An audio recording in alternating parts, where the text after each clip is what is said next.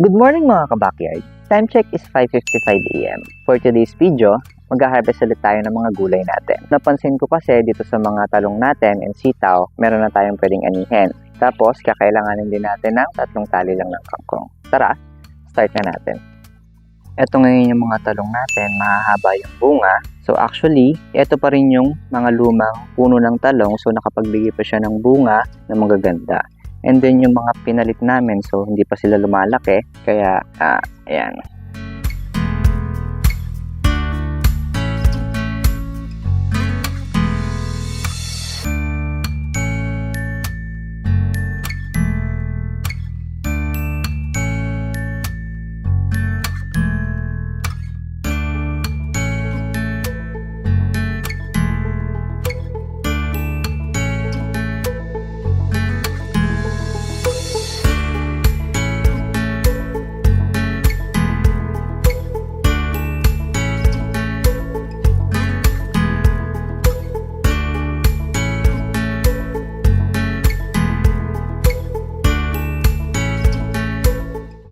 Tara, kuha rin tayo sa mga tanim ni Tatay Tibot.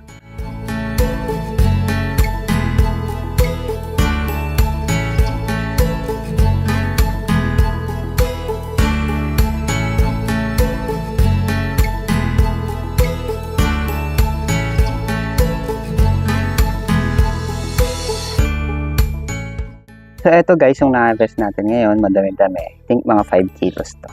Nice. So sana ganito tayo lagi. Sunod natin guys, itong mga kangkong natin. Kailangan lang natin ng 3 tali. Tara.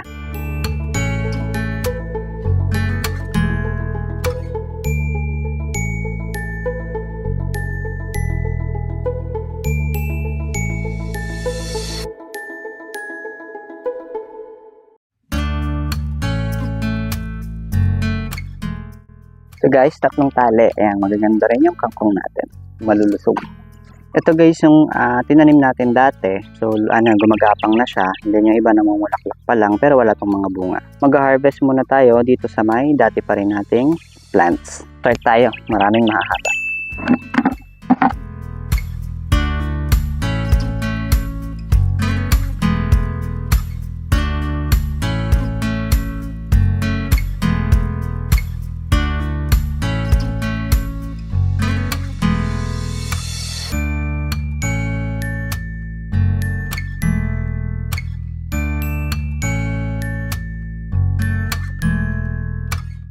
Ito guys, yung na-harvest natin, madami-dami, siguro mga 2 tali dito.